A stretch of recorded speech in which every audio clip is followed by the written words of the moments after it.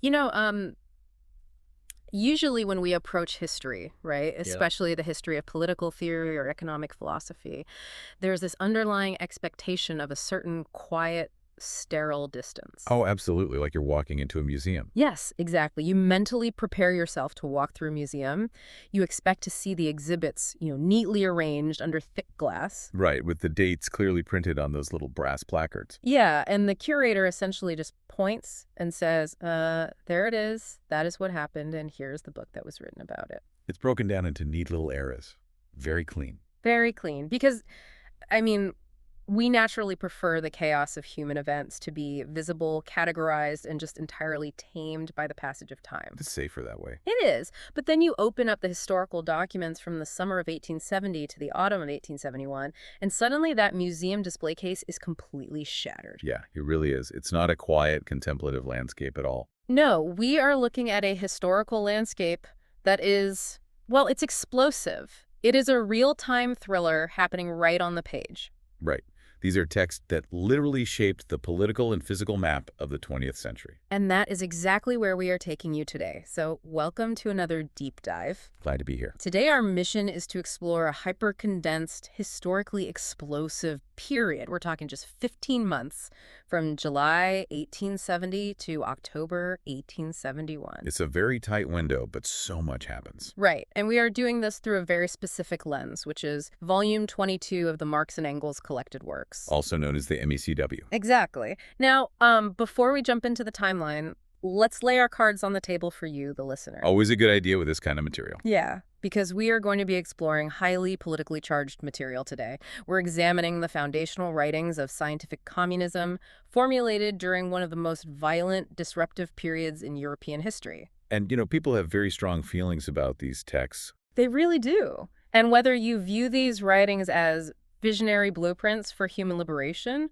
or as the flawed intellectual architecture that led to historical disasters, our goal today is to basically strip away a century of political baggage. Right, we're not here to debate the 20th century. We're going to purely impartially look at the mechanics of the arguments themselves. Exactly. We are going to unpack what Karl Marx and Friedrich Engels wrote, how they reacted to these massive global events in real time, and why their analysis of these events permanently altered the trajectory of political thought. And just to be completely clear, we are not here to take political sides or endorse the viewpoints within the content. No, not at all. We are here strictly as your guides, just trying to convey the ideas contained in these original source materials and understand the underlying logic of their worldview at this highly specific moment. Which is crucial, because to truly grasp the significance of Volume 22, we have to recognize that the theory contained within it is not being drafted in an ivory tower. No, it's very messy. So messy. The ink is literally drying on these pages, while artillery shells are physically destroying the cities outside the author's windows. It's wild to think about. Just over 15 months, we see Europe experience a massive, devastating continental war. We witness the total, humiliating collapse of the French Second Empire. Right, and then, in the vacuum created by that collapse, we see the violent, chaotic rise and brutal fall of the Paris Commune. Which Marx and Engels identified as the first working-class state in human history. So we really need to set the historical stage. We can't just drop into July 1870 without understanding the pressure cooker that Europe had become. Right, you have to know what's boiling beneath the surface. Exactly. So paint a picture of the socio-political dynamics right before the cannons actually start firing.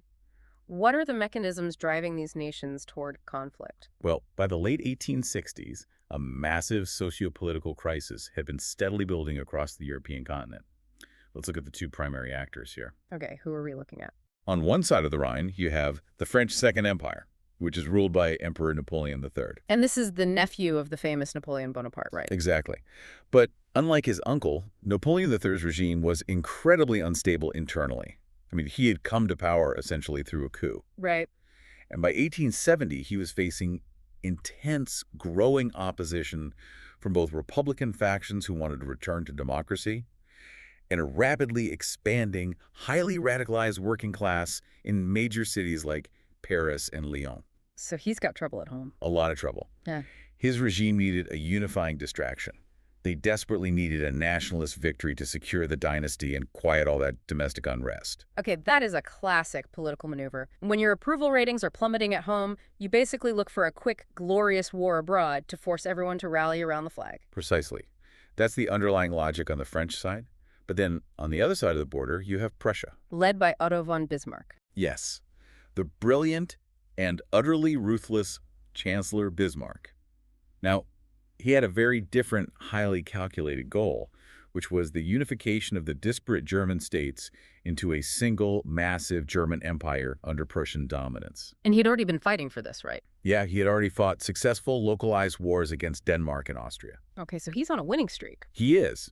But he knew that the only way to convince the independent southern German states, places like Bavaria, to join a Prussian-led empire was to manufacture an existential threat from a common enemy. Ah, I see. And France was the perfect boogeyman. Exactly. Bismarck essentially provoked Napoleon III into declaring war, knowing full well that the Prussian military machine was vastly superior. Oh, wow. Yeah, Bismarck's policy of blood and iron basically needed French aggression as the final catalyst. So it's a trap. A total trap. Napoleon III needs a war to save his crown, and Bismarck needs a war to forge an empire. And the French emperor just walks right into it. He really does. Which brings us to July 1870. France declares war on Prussia. The Franco-Prussian War officially begins. And this is where we turn to Volume 22. Right, because to understand the revolutionary theories that Marx develops later in this volume, we first have to understand how he viewed the sudden outbreak of this massive conflict. Yeah, and we see his immediate reaction documented in a text called The First Address of the General Council of the International Workingmen's Association on the Franco-Prussian War. That is quite a title. It is a mouthful. Yeah. But he drafted this in July 1870, just a matter of days after the formal declaration of war. And he is writing this on behalf of the International, right? Yes, this growing transnational organization of trade unions and socialist groups. And what he writes in this address is fascinating because it is essentially a sweeping definition of the foreign policy of the International. Right. He says that the ultimate emancipation of the working classes requires their fraternal concurrence. Fraternal concurrence, that's the key phrase. Let's dig into that. Well, Marx is fiercely condemning the policies of the ruling classes, both in France and in Prussia. He's saying they deliberately play upon national prejudices. Right, ginning up hatred. Exactly. He argues that these governments are intentionally squandering the people's blood and treasure in what he explicitly labels piratical wars. Piratical wars. So he views it as literal piracy. Yeah, he sees the conflict not as a defense of national honor, but as a cynical, destructive chess game played by elites. And in this game, the working class serves exclusively as the pawns who do all the bleeding and dying. Okay, let's unpack this concept of fraternal concurrence because, I mean, the language is highly idealistic, but the reality on the ground is incredibly messy and violent. Very violent. He's calling for brotherly agreement and absolute unity between the working classes of France and Germany. But these two nations are in the active process of mobilizing for a massive industrial war. Right, they're gearing up for slaughter. They are drafting hundreds of thousands of these very same workers, putting them in military uniforms, handing them newly manufactured rifles, and marching them to the frontier to shoot each other. It's a massive mobilization. So how on earth do you realistically convince workers from two warring nations to suddenly unite? It's a huge ask. It feels like, well, imagine you are at the 7th game of a championship sports match. Okay, I'm picturing it. The rivalry between the two cities is historically fierce. The fans are screaming. They are throwing things at each other. The adrenaline is just peaking. Right, total chaos. And then someone stands up in the middle of the stadium with a megaphone and tries to convince the fans of both fiercely rival teams to suddenly drop their flags, stop caring about the game, unite, and march out of the stadium to protest the league owners. That is a great analogy. The sheer sociological inertia against that kind of sudden solidarity just seems impossible to overcome. Did Marx actually expect a French conscript to lower his rifle when a Prussian soldier charged him just because they both worked in factories? You know, you've hit on the exact monumental tension that Marx was attempting to navigate. Did he expect a spontaneous mutiny on the battlefield in 1870? No. Okay, so it wasn't completely delusional. Not at all. He understood the coercive mechanisms of the 19th century state. The state controlled the conscription lists, the police, the military tribunals, and the press. And if you refuse to fight? The penalty for refusing to march was the firing squad. Marx wasn't operating under the delusion that a single pamphlet would halt a mobilized army in its tracks. So what was the goal then? Well, what Marx was trying to do structurally was build and reinforce a transnational identity, Mm. a class identity that superseded the national one. Okay. This concept fundamentally challenged the entire framework of 19th century geopolitics. Until this point in history, wars were almost universally understood and experienced as nation versus nation, Frenchmen against Germans. Right, horizontal divisions across a map. Exactly. But Marx is arguing that this horizontal division across geographic borders is a fabricated illusion designed to maintain power. Wow, so he's saying the map is a lie. Basically, yeah. He argues the real divide is vertical between the classes within those borders.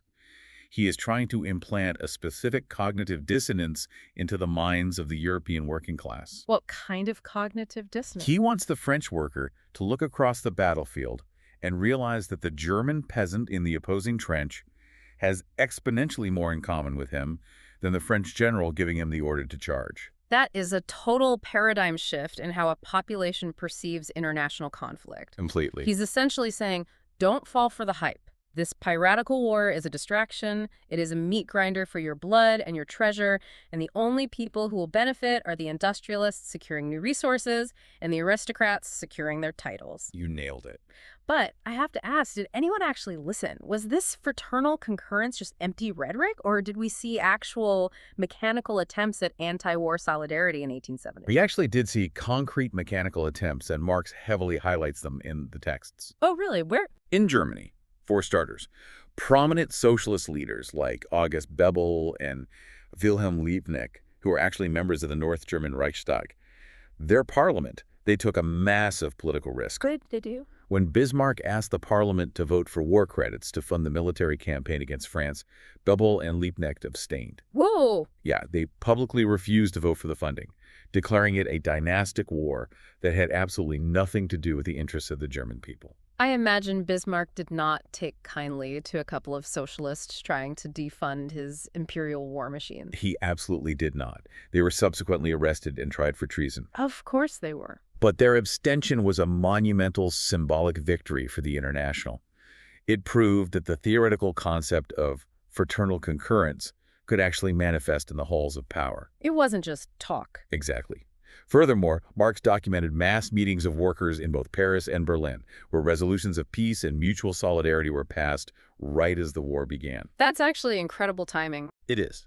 Now, ultimately, the coercive machinery of the state was too strong, and the war proceeded.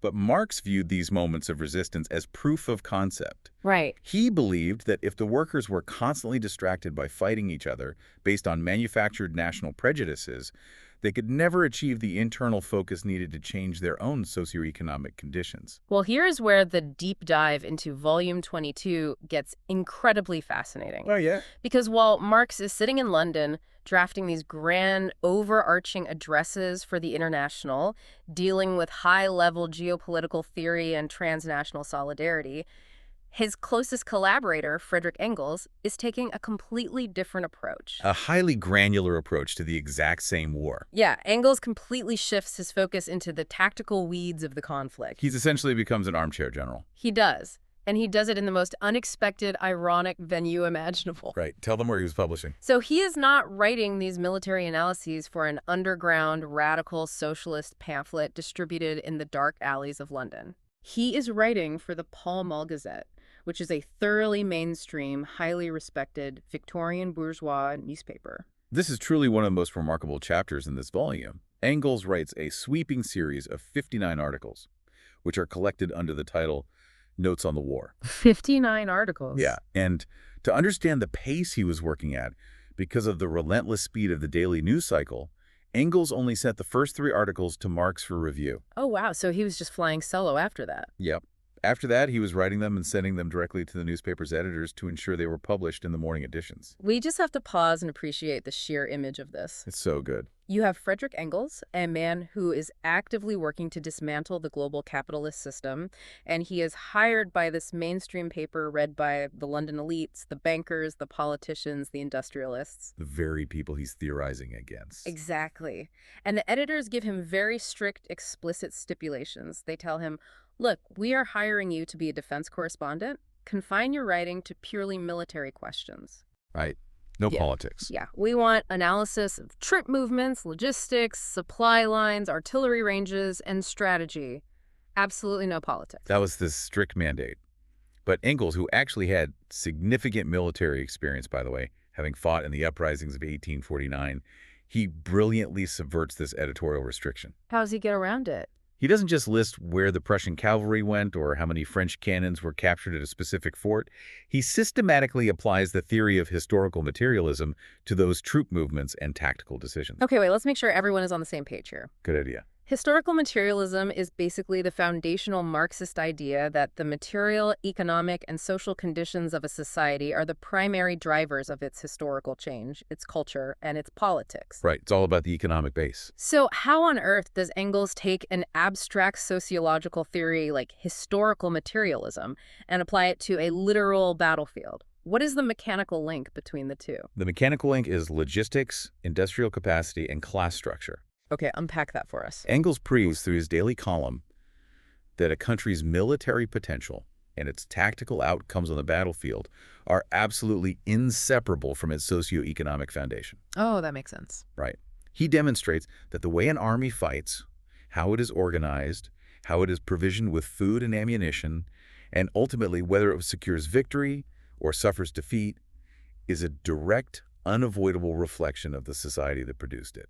So he's arguing that you can't just look at which general is a supposed tactical genius. No, generalship is secondary. You have to look at the factory workers producing the rifles, the railway timetables moving the troops, and the class dynamics of the conscripts holding the line. Exactly.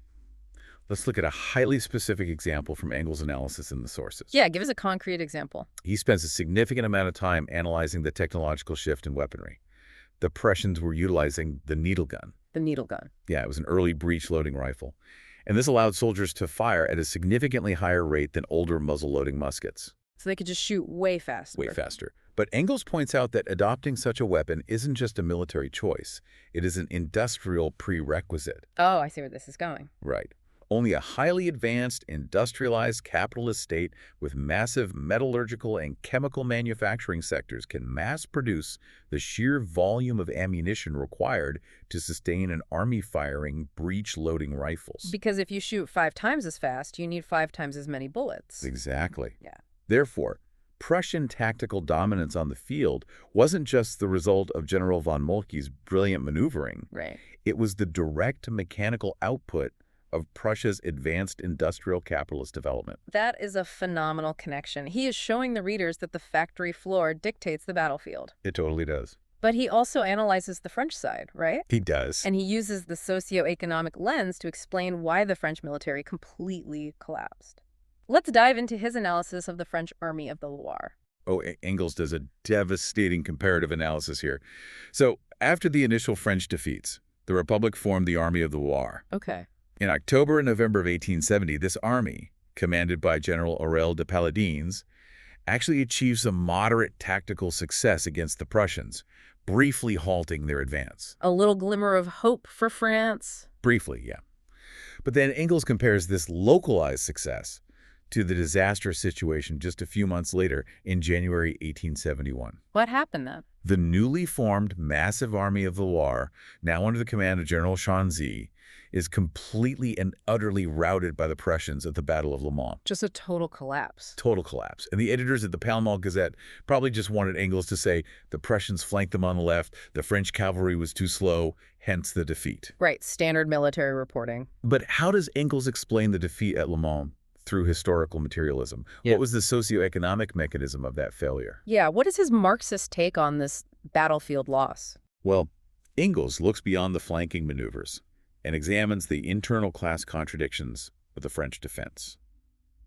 By January 1871, the French provisional government, which was largely comprised of bourgeois politicians, was terrified. Terrified of the Prussians, obviously. Well, yes, but they were deeply terrified of their own radicalized working class. Ah, internal fear. Exactly. To truly fight the Prussians and break the siege of Paris, the French government would have needed to enact a levée en masse. Which is what exactly? A mass, generalized uprising and arming of the entire population, similar to the radical tactics of the French Revolution in 1793.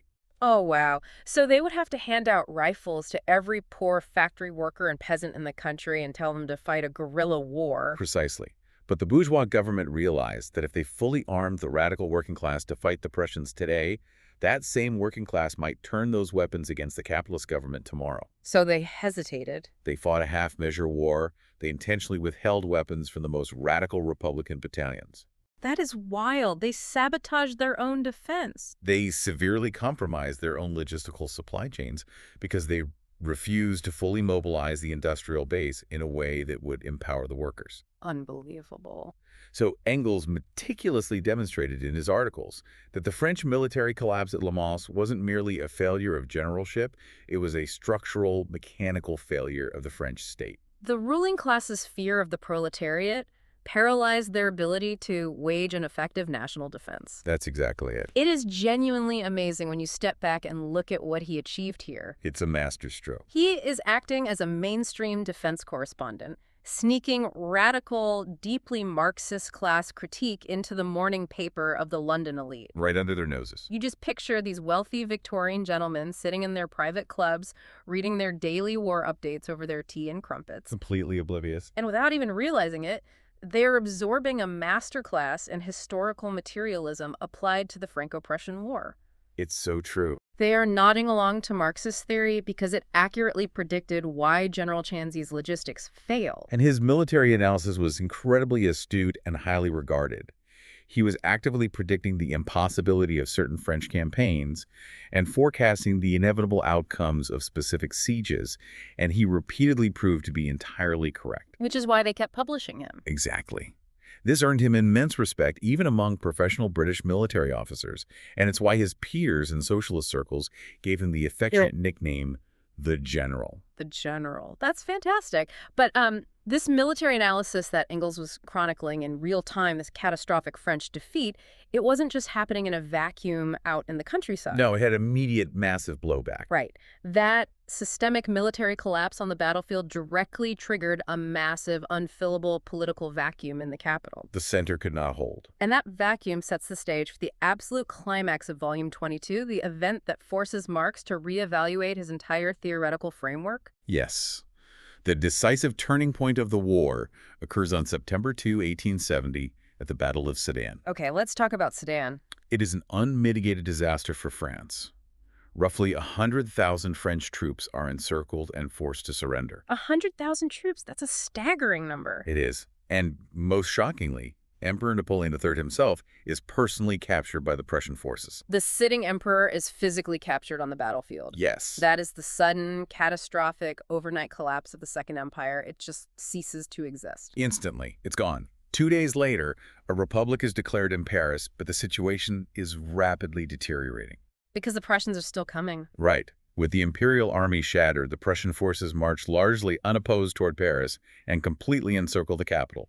The siege of Paris begins. And it is a long, brutal, harrowing siege that lasts through a freezing winter. It was horrific. We really need to pause and visualize the visceral reality of this siege for the people living in Paris, because this suffering is the direct catalyst for the revolution that follows. You can't understand the Commune without understanding the siege. Right. This isn't just lines on a map. This is a city of 2 million people suddenly cut off from the world. Food supplies dwindle almost immediately. And you see the massive class divides right away. Yeah, we read accounts of the socioeconomic disparity of starvation. The wealthy elites in Paris were still buying smuggled meat and luxury goods on the black market at exorbitant prices, while everyone else starved. Meanwhile, the working class was reduced to eating whatever they could find. They ate the city horses, then the stray dogs and cats, and eventually they famously turned to the animals in the Jardin des Plantes zoo. That detail is always so jarring. It's horrific. They were slaughtering and eating the beloved zoo elephants, Castor and Pollux, just to survive the freezing winter while Prussian artillery bombarded the city. It was a crucible of unimaginable pressure. And within that besieged city, the primary defense force was the National Guard. Right, the National Guard. Who were they? They were essentially a massive militia, largely composed of the radicalized armed Parisian working class. Okay, so the workers have the guns. Exactly. And while the people starved, the official French provisional government, which was increasingly viewed by the Parisians as cowardly and incompetent, they eventually capitulate to Bismarck in January 1871 and sign an armistice. So the official government surrenders, but the armed working class of Paris, the National Guard, they refuse to accept the surrender. They are furious. They have endured the siege, they have the weapons, and they feel deeply betrayed by their own leaders. This creates an incredibly dangerous standoff. The newly elected French national government, led by Adolphe Thiers, decides they cannot govern from Paris because the city is effectively controlled by the radical National Guard. So what do? So Thiers and his government flee the capital and set up their base in the Palace of Versailles, Leaving a massive void in Paris. Which brings us to the spark that ignites the powder keg, March 18th, 1871. Right. On the morning of March 18th, Thiers secretly sends regular army troops into Paris to seize the artillery pieces, the cannons stationed on the heights of Montmartre. Wait, why were the cannons up there? These cannons had actually been paid for by public subscription by the people of Paris, and they considered them their property. Oh, so the government is trying to steal the people's cannons? That's exactly how the people saw it.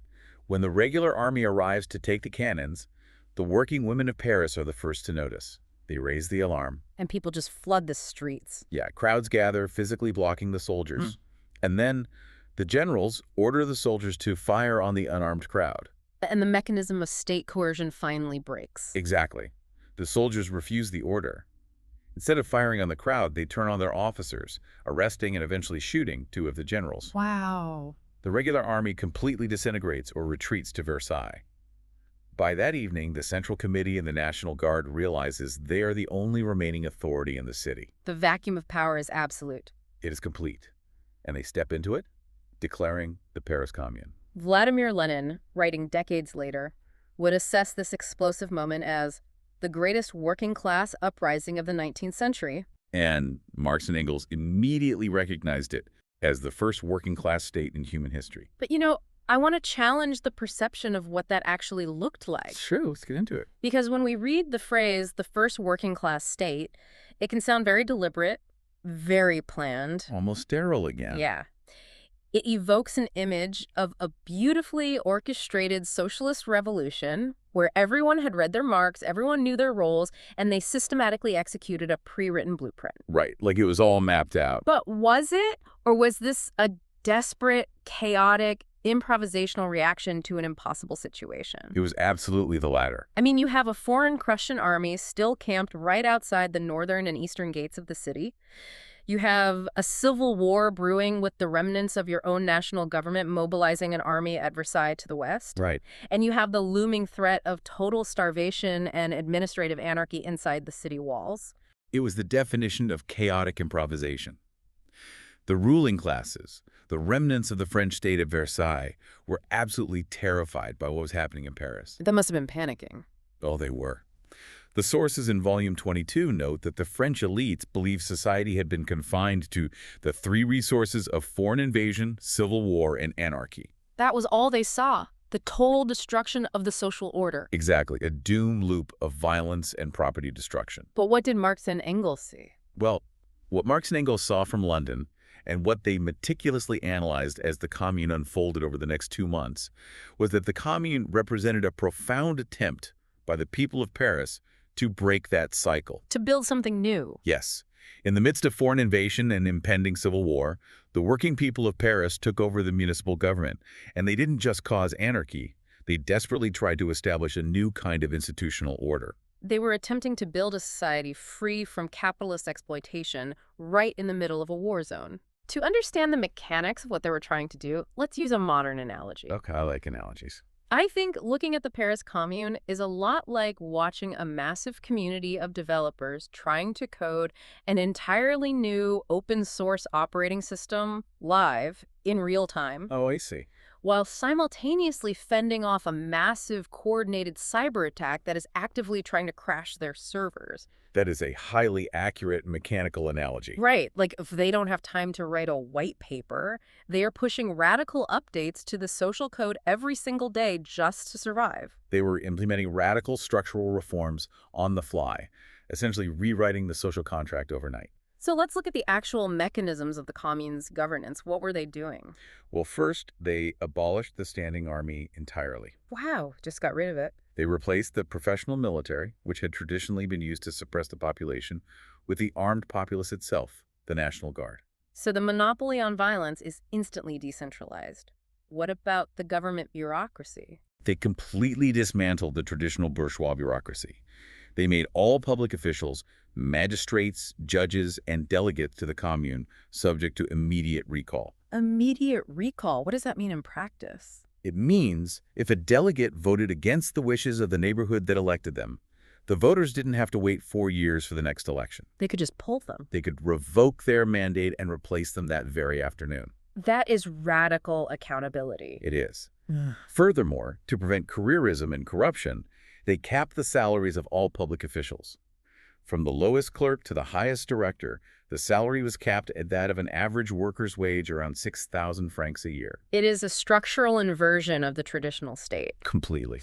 They also passed incredibly specific socioeconomic laws, right? Very specific. Like, they abolished night work for bakers, they ordered the return of tools and household items that the poor had been forced to pawn during the siege. Yes, survival measures. And they decreed that any factory abandoned by an owner who fled to Versailles would be handed over to a cooperative association of the workers themselves to run collectively. They also formally separated church and state, declaring all church property to be national property, and removed all religious symbols from public schools. Wow. They even physically burned the guillotine in a public square as a rejection of state terror. So they were systematically dismantling the machinery of the old society. Piece by piece. And this is where we have to address a term that Marx used to describe this process, a term that carries immense, often misunderstood historical weight: the dictatorship of the proletariat. Okay, let's pause right there. That is a massive concept. It's very loaded. And for a modern listener, the word dictatorship instantly evokes 20th century autocrats, Stalin, Mao, a single ruthless strongman crushing all opposition. Right. But we need to define what that phrase mechanically meant to Marx in the context of 1871. It is crucial to strip away the 20th century baggage here.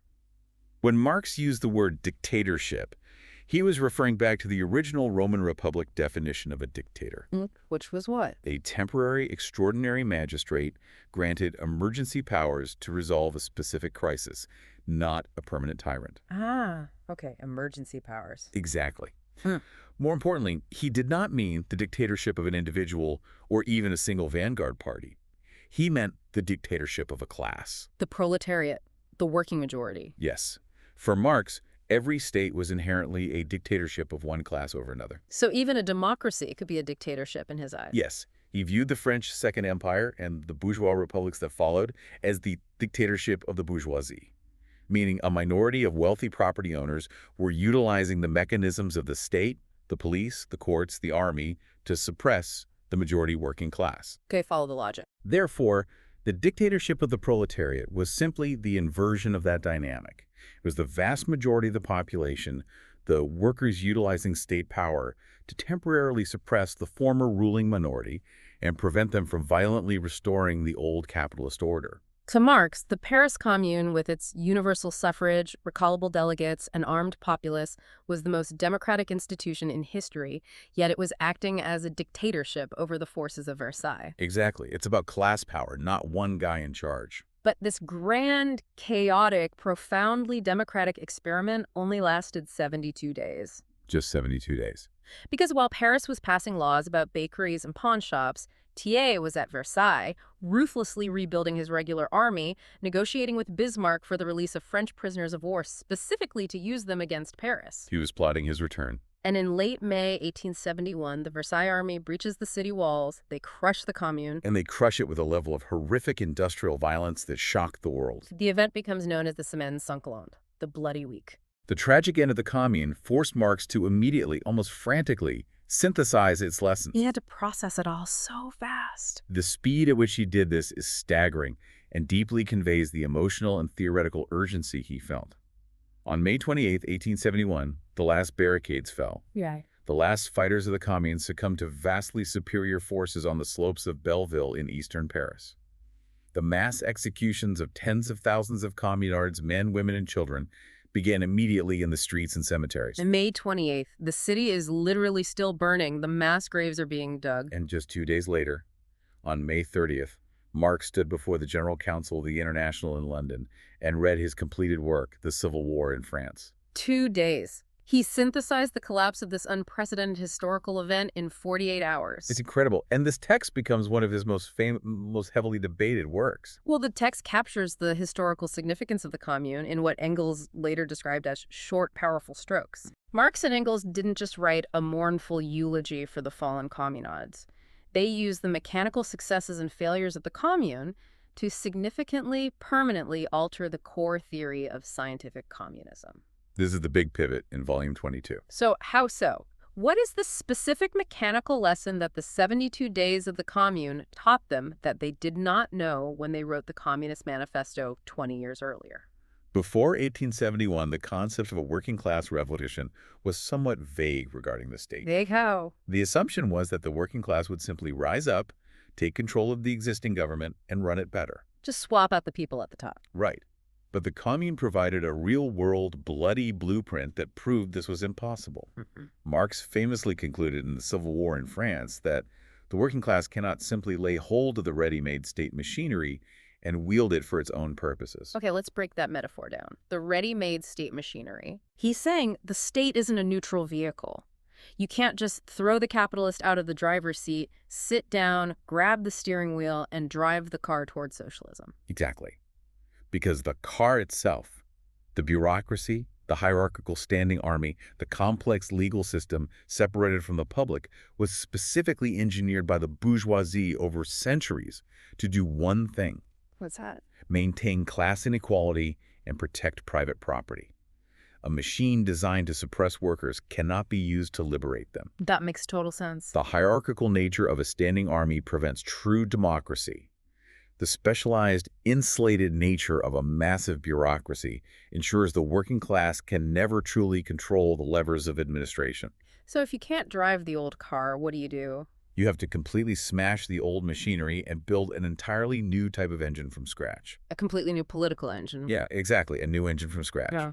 The old state apparatus had to be destroyed and replaced with something fundamentally different, something that didn't just look like a government but functioned differently on a mechanical level. And the Commune showed them what that new machinery looked like. Right. The immediate recall of delegates, the merging of executive and legislative branches into a single working body, the capping of wages, and the reliance on an armed populace rather than a professional military caste. So when we look back at this intense period, it highlights something profound about how political theory is actually forged. It really does. We often picture theorists sitting in quiet, sunlit university libraries, pondering abstract concepts over a cup of tea, logically deducing the future. But that's not what happened here. No.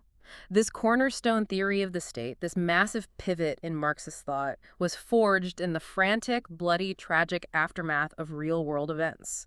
Marx is adapting his entire theoretical framework based on the successes and the ultimate failure of this 72-day desperate struggle in the streets of Paris. He watched the mechanism fail, he diagnosed why it failed, and he updated the blueprints.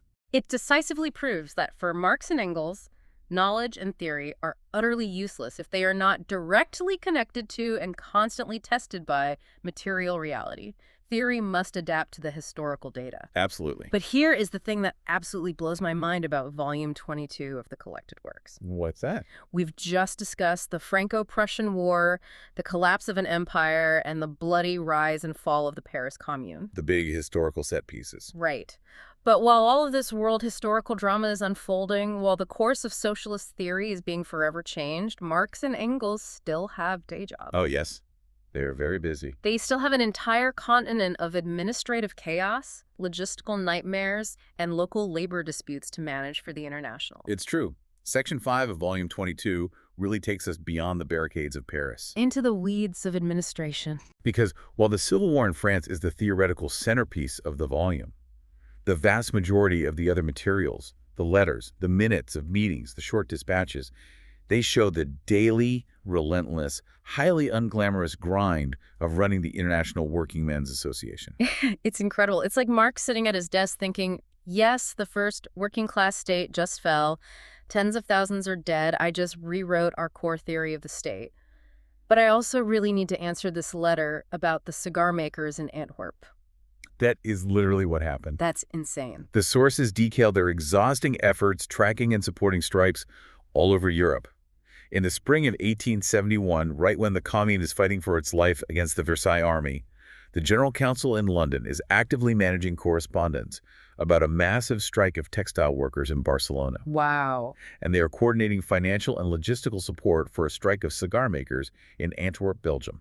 Let's talk about the logistics of that. How did the International actually function in 1871? With a lot of difficulty. Because they didn't have millions of dollars in a centralized strike fund. They didn't have the internet. How were Marx and Engels mechanically supporting a strike in Belgium from a desk in London? They used information warfare and transnational coordination to disrupt capitalist supply chains. Information warfare. How? Well, the primary tactic of factory owners during a strike was to simply import cheaper, non-unionized labor from another country to break the strike. Oh, right. Scabs. Exactly. If British workers went on strike, the owners would charter ships to bring in Belgian or German workers. The International used its network to prevent this. They stopped the scabs at the border. Exactly. When a strike broke out, Marx and Engels would coordinate with local branches to publish warnings in regional working-class newspapers, explaining the strike and urging foreign workers not to accept the contracts. So just trying to get the word out ahead of the recruiters. Right. And in some cases, members of the International would physically go to the docks when a ship of imported strikebreakers arrived. Really? To intercept them? Yes. And they would translate the reality of the situation to the foreign workers, often convincing them to turn around and go home, completely undercutting the factory owner's strategy. That is a massive logistical undertaking requiring constant correspondence, translation, and local organizing. It was exhausting work. So they are fighting a daily logistical war for labor rights. But they are also fighting intense internal political skirmishes to maintain the ideological discipline of the organization. Oh, the internal politics were brutal. And there is a specific fascinating example of this in the volume regarding a man named Henri Louis Toulaine. Yes, Toulaine is a tragic and highly illustrative figure. Who was he? He was actually one of the founding members of the French section of the International. He was a prominent trade unionist, but ideologically he was a follower of Couthon. And what did that mean, practically? It meant he favored peaceful, cooperative economic reforms and was deeply suspicious of violent political uprisings or centralized state power. So when the Paris Commune erupts and it becomes this violent, centralized, desperate struggle against the national government, Toulaine recoils. He more than recoils, he defects. He defects. Yes. Toulaine had been elected to the National Assembly.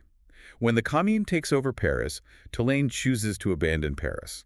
He stays in Versailles with Thiers and the bourgeois government while they actively prepare to militarily crush the Commune. Wow. So he prioritized his position as a respected parliamentarian over solidarity with the radicalized working class. He wanted respectability. He wanted to change the system from within the comfortable halls of power. And he was terrified of the messy, violent reality of the revolution when it actually arrived. How did the International respond to that? With swift, ruthless administrative action. The sources show the General Council formally and publicly expelling Toulaine from the International. Just kicked him right out. They drafted a resolution condemning his actions as a betrayal of the working class.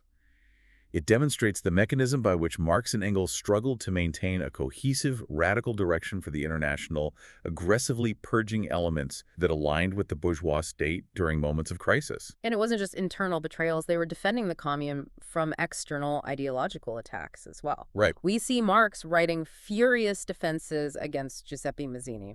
Mazzini was a legendary Italian Republican, a hero of Italian unification. But he was essentially a bourgeois nationalist. Right. And he publicly attacked the Commune, criticizing its abolition of private property and its anti-religious stance. And Marx could not let that stand. No, Marx had to dedicate immense time and energy to writing rebuttals, dissecting Mazzini's arguments to ensure the working classes of Europe understood the true socialist nature of the Commune rather than the distorted picture presented by liberal nationalists. And amidst all this labor organizing and ideological defense, we see them engaging in some truly strange, almost Machiavellian diplomatic maneuvers. Oh, the Gladstone thing. Yes. The volume contains a remonstrance, a formal petition sent to William Gladstone, the British Prime Minister. Explain this, because it's so weird. The International was actually attempting to agitate public opinion, to force the British government to declare war on Prussia, to stop Bismarck's aggression against the newly formed French Republic.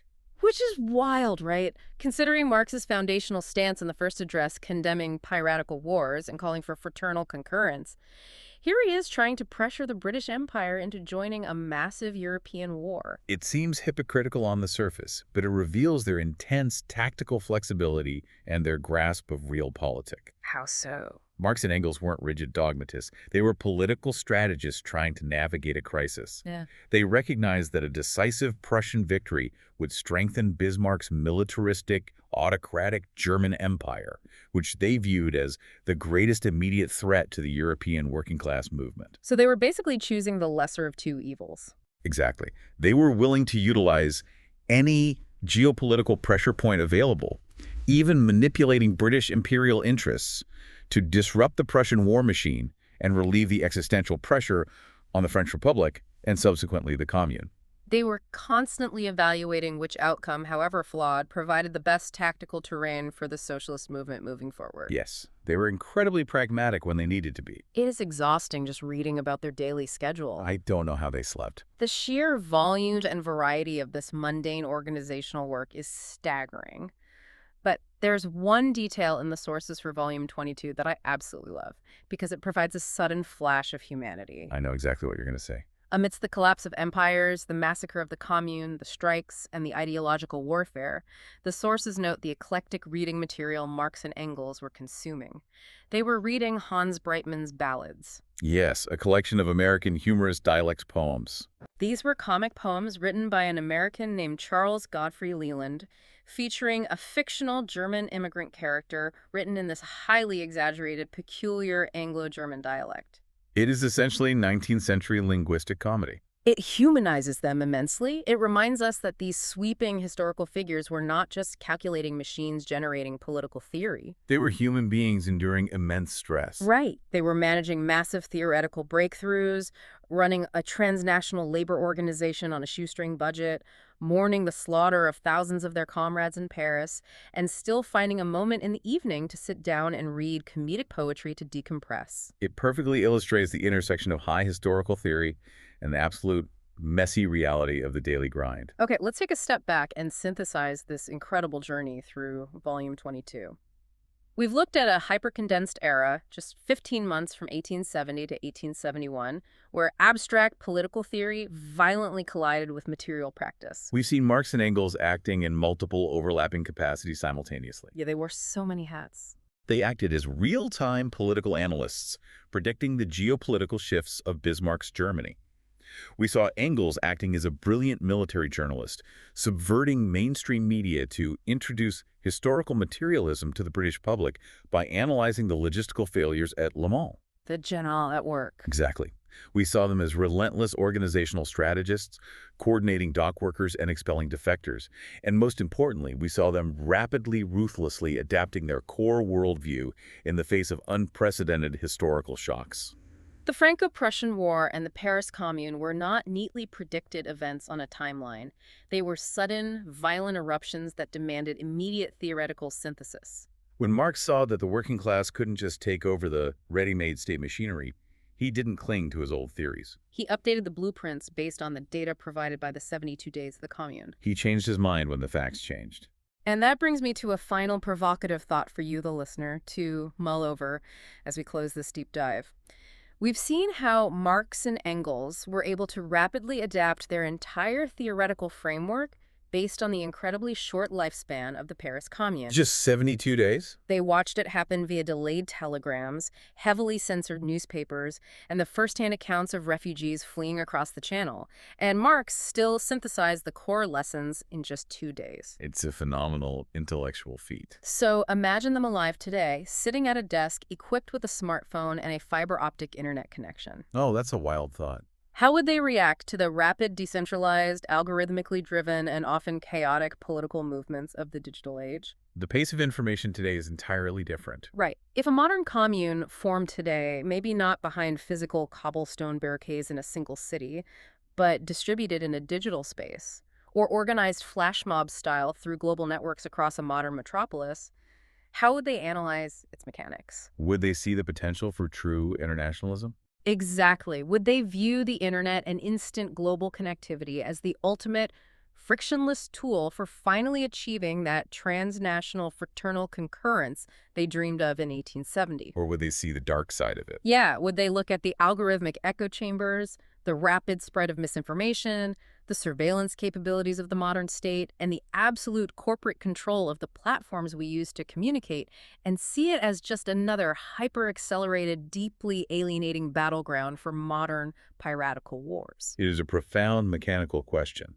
And it really proves the enduring relevance of studying this volume, because understanding how these thinkers rigorously adapted their theories to the technological and social upheavals of the 19th century is the best blueprint we have for analyzing the overwhelming upheavals of our own time. Think about that the next time you see a massive political movement unfolding in real time on your social media feed. Ask yourself about the underlying mechanics. Are you watching a genuine attempt at fraternal concurrence, or are you just scrolling through the casualties of a piratical war? It's a lot to think about. It really is. Thank you so much for joining us on this extensive exploration of history, theory, and the explosive chaos of 1870.